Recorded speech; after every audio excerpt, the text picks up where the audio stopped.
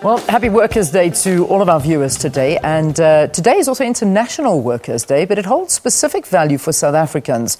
On May Day in 1950, the Communist Party of South Africa, that's the CPSA, called for a strike against the Suppression of Communism Act. During that march, 18 people lost their lives across Soweto due to police violence. The late President Nelson Mandela allegedly sought refuge in a nurse's dormitory to shelter himself from the gunfire. In 1994, after South Africa's first democratic elections, Workers' Day became an annual national public holiday. So this year, a march and other celebrations are being held in Bloemfontein in the Free State. Let's cross over live to our reporter Ishmael Mudiba, who is at the Batu Community Hall in Bloem, and he's going to be joined by Sithembele, the spokesperson for the Department of Labour. So it's a very, very good morning to you, Ishmael. What have you got for us there?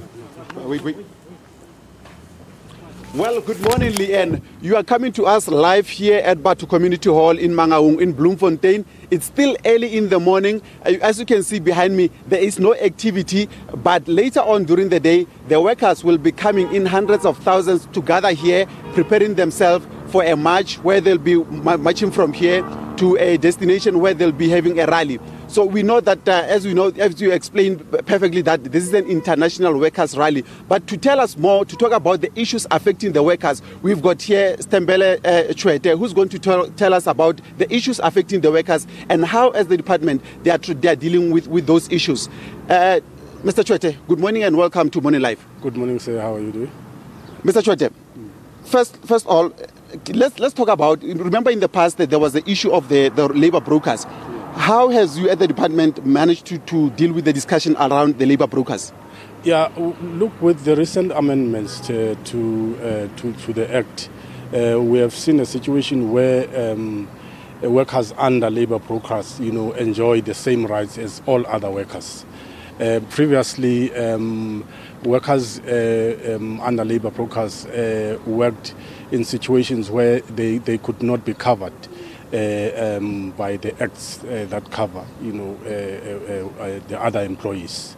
We are seeing a situation where now workers enjoy the rights that are enjoyed by all other workers. Yes. There's also an issue of vulnerable workers. We're talking about farm workers and domestic workers. How protected are they by the law? Is there anything that has changed in terms of regulation?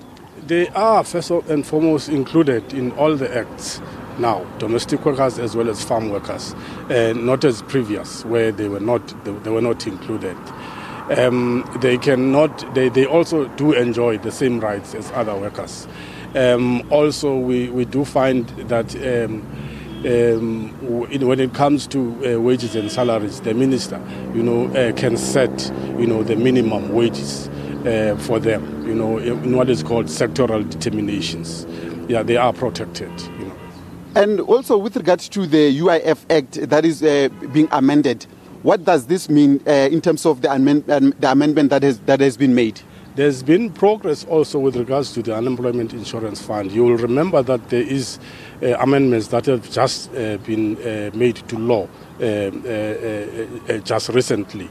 Where the period, for instance, for claiming has been extended. A number of interventions have been made, and a number of progress has been made around the Unemployment Insurance Fund also. Mothers that bear children, also rights have been extended in that regard. And what about the fathers? The issue of fathers came to Parliament, still in Parliament, and it's going to be debated. Well, there you have it, Leanne. That is the spokesperson for the department, Mr. Sithembele Tshwete, speaking to us live here at Batu Community Hall in Bloemfontein, where the masses, the members of COSATU and other affiliates to COSATU Union will be gathering here to a march to a destination where they'll be addressed by various leaders concerning issues related to workers. And with that, it's back to you in the studio.